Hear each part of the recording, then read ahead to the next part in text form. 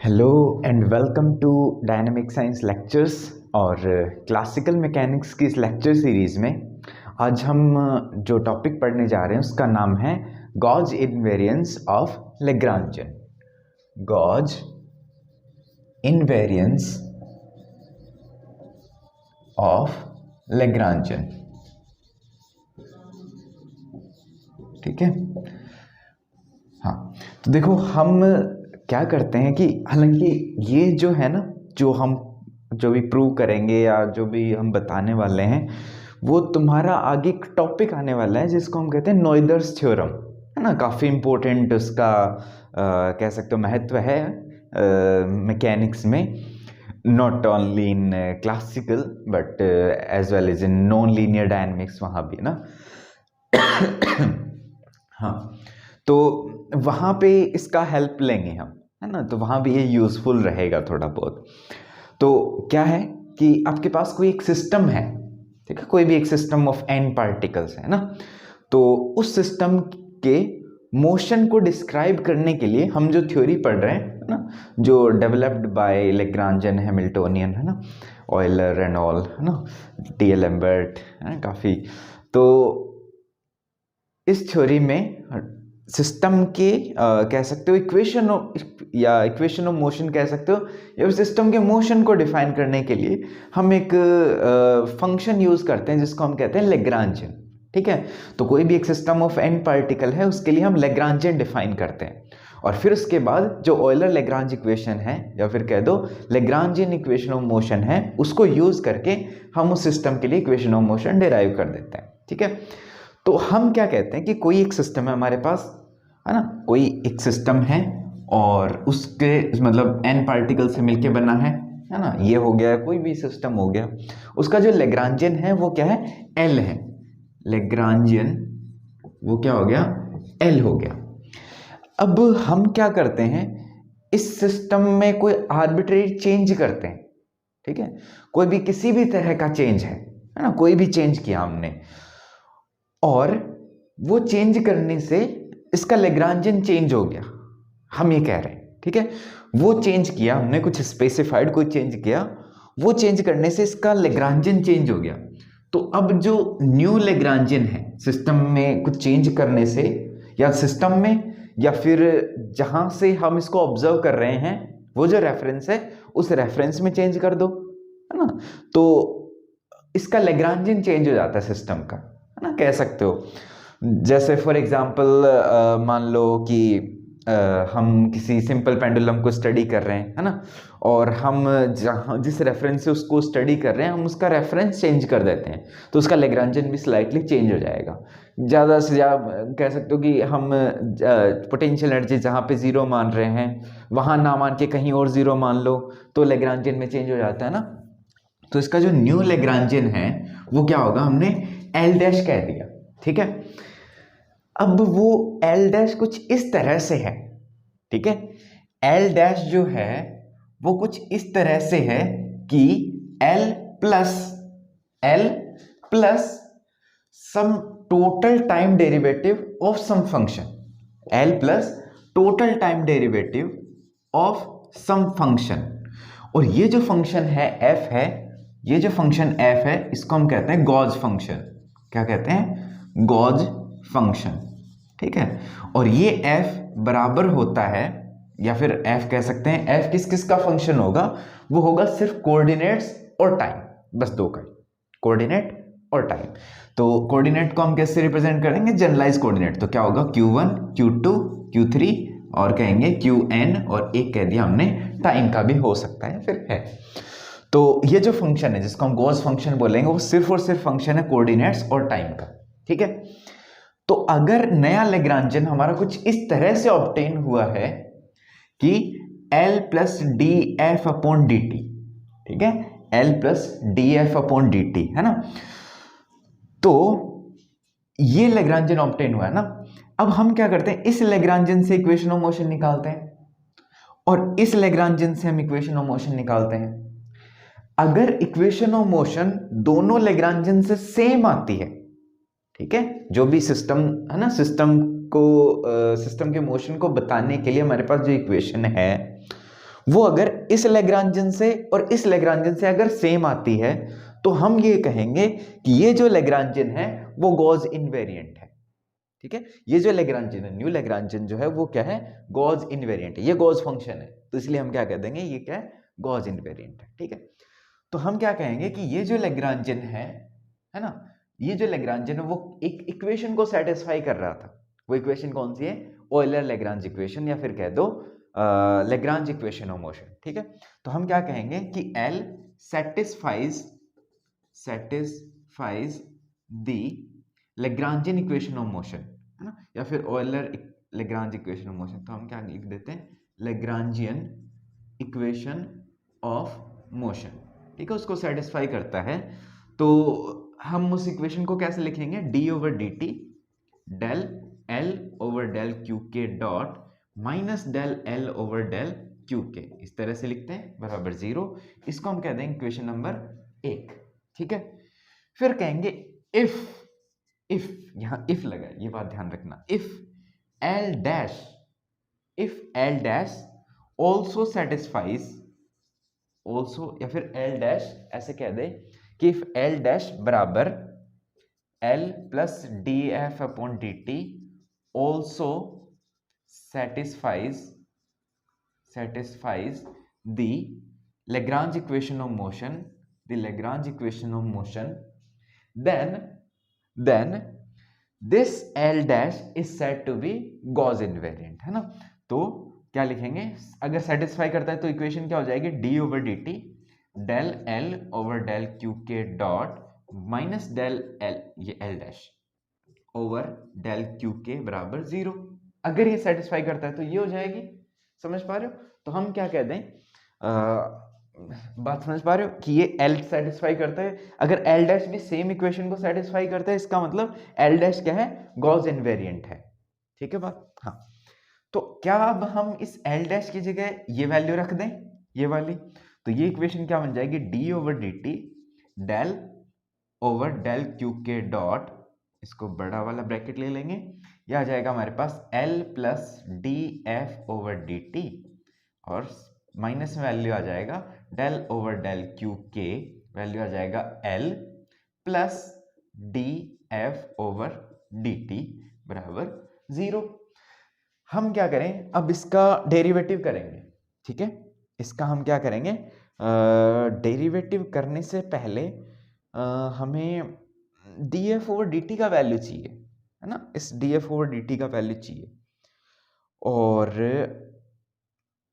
इससे पहले हम एक काम और कर सकते हैं, क्या कर सकते हैं कि इस इक्वेशन में से, इसको हम कह दिए इक्वेशन नंबर 2, अगर हम इस इक्वेशन 2 में से एक को माइनस कर दें, समझ पा रहे हो, 2 में से एक को माइनस कर दें तो देखो क्या होगा, 2 माइनस 1 करेंगे तो ये एक टर्म बन रही है हमारी, क्या बन रही है, D over D T del L over del Q के डॉट, तो ये भी यही बन रही है, D over D T del L over del Q के डॉट।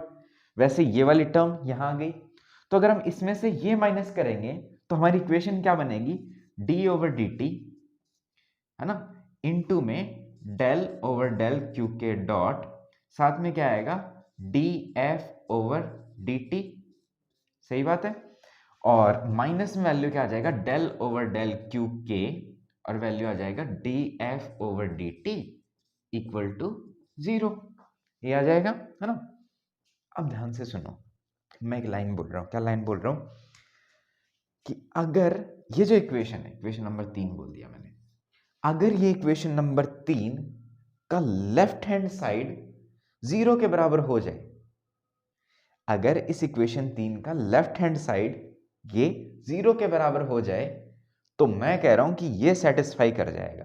कैसे, देखो L डैश में ये इस तरह का था, तो ये कौन सी इक्वेशन बनी है, ये सिर्फ L के अलावा वाला पार्ट, ये जो है, ये फिर ये और ये, ना, ये वाला पार्ट, ये अगर 0 हो जाए तो क्या सेम इक्वेशन बन जाएगी हमारी, ये इस जैसी, इसके जैसी ये इक्वेशन बन जाएगी। अगर ये वाले पार्ट ये 0 हो जाए तो, है ना, अगर ये 0 हो गया तो इसका मतलब ये सेम इक्वेशन बन गई। इसका मतलब क्या हो गया, L डैश जो है वो गॉस इनवेरिएंट हो गया, इससे इंडिपेंडेंट हो गया, है ना। हाँ, तो अब हम क्या करेंगे कि इसको LHS को लेके चलेंगे और इसको बराबर 0 के प्रूव करेंगे।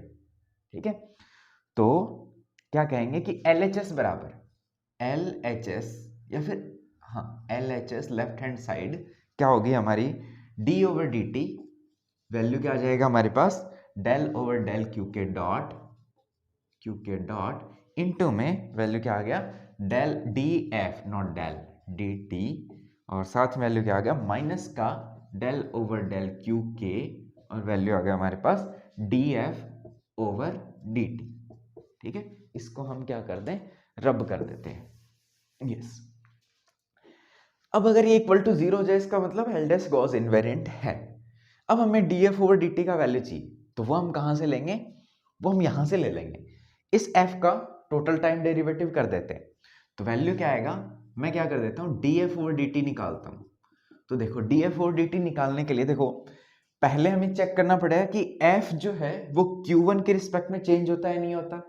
तो क्या करेंगे, एफ का Q1 के रिस्पेक्ट में पार्शियल डेरिवेटिव करेंगे इनटू में D Q1 over D T, क्योंकि अगर हम सिर्फ डी एफ लिख रहे होते तो क्या लिखते del F over del Q1 into D Q1। अब यहाँ पे अपॉन डी टी है तो अपॉन डी टी कर देते हैं, तो क्या आ जाएगा Q1 डॉट आएगा, फिर प्लस में सेकेंड टर्म क्या आएगी del F over del Q2 into Q2 dot, अब टू ये एन तक जाएगा, तो क्या हम इसको ऐसे कह सकते हैं क्या del F over del Q L ले लिया मैंने, क्योंकि यहाँ पे हमने के सबस्क्रिप्ट ले रखा है तो हम एल ले लेते हैं। ठीक है, एल इंटू क्या आ रहा है क्यू एल डॉट, क्योंकि d q l upon d t आ रहा है, और उसका समेशन जा रहा है कहां से कहां तक, एल बराबर 0 से एन तक, ना ये एन तक जा रहा है कोऑर्डिनेट, प्लस में एक टर्म और आ जाएगा, क्या आ जाएगा del F over del T, ये हमारे पास एक टर्म और आ जाएगा। ठीक है, यहां तक काम हुआ, ये वैल्यू हम यहां रख दे इस इक्वेशन में, तो एल एच एस बराबर हमारे पास क्या आ गया, वैल्यू आ गई d over D T del over del Q के डॉट, फिर वैल्यू आ गई हमारे पास summation over l del F over del Q L dot, plus में वैल्यू आ गई del F over del t, पहला हो गया, फिर सेकंड की वैल्यू आ गई डेल ओवर डेल क्यू के, और साथ में क्या आ गया हमारे पास समेशन ओवर एल, वैल्यू क्या आ गया del F over del Q L dot, plus में del F over del t. काम हो गया हमारा, इतना ही है और कुछ नहीं बचा। यस, अब हमें क्या करना है, इसका डेरिवेटिव करना है, इसको सॉल्व करना है हमने, है ना, बराबर 0 प्रूव करना है इसको, है ना। तो क्या करेंगे, इसको हम सॉल्व करने के लिए ये हम डेरिवेटिव कर दें। ठीक है, तो ये कैसे होगा, इसका डेरिवेटिव करना है इसके रिस्पेक्ट में, क्योंकि डॉट के रिस्पेक्ट में, तो ये u इंटू वी से सॉल्व होगा, क्योंकि ये जो हम पार्शियल डेरिवेटिव करेंगे इसका हो सकता है कि वो क्यू के डॉट के ऊपर डिपेंड करे, है ना, हो सकता है ना, हालांकि f जो है वो क्यू के डॉट का फंक्शन नहीं है, वो बात अलग है, लेकिन हम अभी के लिए ट्राई करके देखते हैं कि क्या होता है। तो ये वैल्यू क्या आएगा हमारे पास, डी ओवर डी टी तो बाहर है, इसको छोड़ देते हैं, इसका डेरिवेटिव करेंगे, तो इसको छोड़ देते हैं, इसका कर देते हैं डेरिवेटिव, तो वैल्यू क्या आएगा समेशन ओवर एल, वैल्यू क्या आ जाएगा हमारे पास del F over del Q L into में क्या आ गया del Q L dot over del Q के डॉट।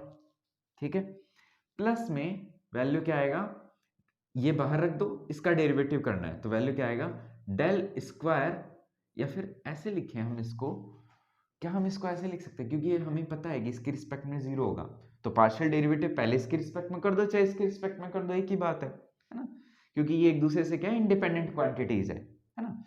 तो हम क्या कर देते हैं, इसको बाहर ले लेते हैं, इसके रिस्पेक्ट में कर देते हैं del over del Q L, value क्या आएगा हमारे पास del F over del Q के डॉट। ठीक है, और साथ में क्या आएगा मेरे पास क्यू एल डॉट, है ना, ये हमने डेरिवेटिव कर दिया। फिर उसके बाद ये टर्म बची, इसका पार्शियल डेरिवेटिव करना है, तो वैल्यू क्या आएगा प्लस का डेल ओवर डेल टी मैं बाहर ले रहा हूं, है ना, और यस हाँ डेल ओवर डेल टी बाहर ले लिया, क्योंकि एफ है वो इससे इंडिपेंडेंट आएगा तो उसको 0 कर देंगे, तो क्या आएगा del F over del Q के डॉट। ठीक है, इसका काम हुआ, माइनस का, अब सेकंड टर्म पे आते हैं, ये भी भाई वैसे ही डेरिवेटिव होगा u इंटू वी से, तो क्या आएगा हमारे पास समेशन ओवर एल, वैल्यू क्या आ जाएगा हमारे पास, इसका पहले इसको छोड़ देते हैं, इसका कर देते हैं del F over del Q L, value क्या आ जाएगा, del Q L dot over del Q के।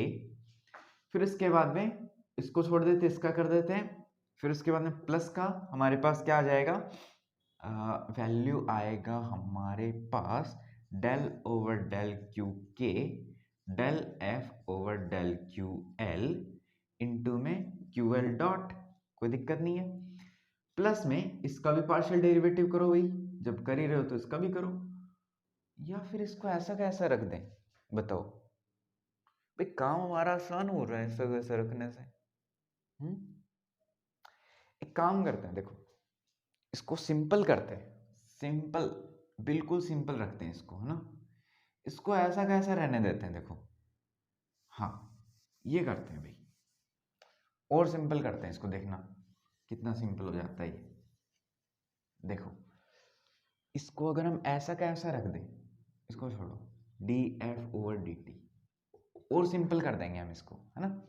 देखो माइनस का del over del Q k d F over D T, I think ये विजिबल है, नहीं होगा, कोई बात नहीं, ये यही मैंने लिखा है ना, अगर विजिबल नहीं है तो भी।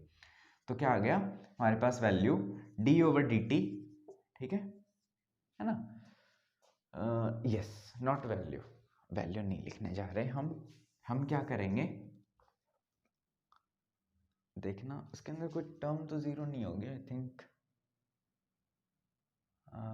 यस, हाँ देखते हैं, लेट्स सी क्या करते हैं हम कि, हाँ इसका वैल्यू बताएं, इसका वैल्यू बताएं जनाब, क्या आएगा, del Q L dot over del Q के डॉट, वैल्यू क्या आएगा, डेल्टा एल के, इसका मतलब क्या है, ये क्या है, क्रॉनिकर डेल्टा, अगर एल बराबर के हो जाए तब तो वैल्यू 1 होगा, है ना, या फिर क्या होगा, del X dot over del X dot तो वैल्यू 1 आएगा, del Y dot over del X dot value 0, तो एल बराबर के होगा तब तो 1 नहीं तो 0, ठीक है, कॉमा नेक्स्ट इसका value del F over del Q के डॉट, बताओ क्या आएगा, del F over del Q के डॉट, एफ क्यू के डॉट का फंक्शन है, नहीं है, वेलोसिटी का फंक्शन नहीं है, तो वैल्यू क्या आएगा 0, है ना, हमारा इससे काम हो जाएगा, ठीक है। अब देखो हम इसका वैल्यू क्या लिखेंगे, d over D T, L H S बराबर चल रहा है, देखना अब हम या तो एल बराबर के रख दो या के बराबर एल रख दो, लेकिन यहां हमें सिचुएशन समझनी पड़ेगी। देखो ये समेशन एल के ऊपर है, मतलब एल का वैल्यू 0 1 2 3 4 अप टू एन जा रहा है, तो जब एल का वैल्यू है ना 0 से लेकर एन तक जाएगा तो बाकी सभी वैल्यूज के लिए तो 0 होगा, सिर्फ के लिए 0 नहीं होगा, है ना, तो एल बराबर के लिए 0 नहीं होगा, ये बात आप ध्यान रखेंगे, यहां के बराबर एल नहीं होगा, एल बराबर के होगा, ठीक है। तो एल का वैल्यू 0 से एन तक, नॉट 0 से एन, 1 से एन तक जा रहा है ना, तो सिर्फ kth वैल्यू के लिए इसका वैल्यू आएगा, अदरवाइज नहीं आएगा, ठीक है। तो इसका वैल्यू एल बराबर के होगा तभी 1 होगा, तो हम क्या कर देते हैं, यहाँ k रख देते हैं, समेशन हट जाएगा, क्योंकि सिर्फ एक वैल्यू के लिए इसका कोई वैल्यू आएगा, है ना। तो वैल्यू क्या आएगा हमारे पास, del F over del Q k आ गया, del F over del Q k, है ना, और यहां से क्या आ गया हमारे पास, इसका इसका ये 0 हो गया, ये भी 0 हो गया, ये बचा माइनस का del over del Q k d F over D T, सही बात है। अब देखो बहुत सिंपल हो गया, देखो क्या हो गया, अब देखो क्यू के और टी एक दूसरे से इंडिपेंडेंट है, ठीक है, क्यू के और टी एक दूसरे से इंडिपेंडेंट है, चाहे पहले आप एफ का क्यू के रिस्पेक्ट में डेरिवेटिव करो, फिर टी के रिस्पेक्ट में करो, या फिर पहले टी के रिस्पेक्ट में करो फिर क्यू के रिस्पेक्ट में करो, एक ही बात है, या फिर आप यहां से इसको एक्सपेंड कर सकते हो, एक ही बात है ना। तो आप क्या करोगे, इसको इंटरचेंज कर दो, तो वैल्यू क्या आएगा हमारे पास, del over del Q k d F over D T, value आ जाएगा माइनस का del over del Q k d F over D t बराबर 0, क्यों, एक दूसरे से कट गए, है ना। तो हमारा जो हम क्या लेके चले थे कि अगर LHS बराबर 0 आ जाता है ना, अगर LHS बराबर 0 आ जाता है तो ये जो हमारा L डैश है वो क्या होगा, गॉस इनवेरिएंट होगा, ठीक है। तो अब देखो ये हमारा, देखो ये वाला पार्ट, ये इंटू ये फिर ये इंटू ये वाला पार्ट अगर 0 है तो हमारी ये इक्वेशन क्या बन जाएगी, ये और ये, वो क्या है हमारी, ये इक्वेशन है ना, समझ पा रहे हो। तो अगर ये इक्वेशन L के लिए ये सेटिस्फाई कर रही है तो L डैश के लिए भी सेटिस्फाई करेगी, है ना। तो हमारा L डैश क्या हो जाएगा, गॉस इनवेरिएंट हो जाएगा। तो इस लेक्चर में इतना ही। नेक्स्ट में हमारे कुछ टॉपिक बच गए, जैसे हैमिल्टन्स प्रिंसिपल से इक्वेशन ऑफ मोशन डिराइव करना, ऑयलर लेग्रांज इक्वेशन और नोइदर्स थ्योरम ना, कुछ एक टॉपिक्स हैं जो हम आगे आने वाले लेक्चर में कवर करेंगे। Thank you.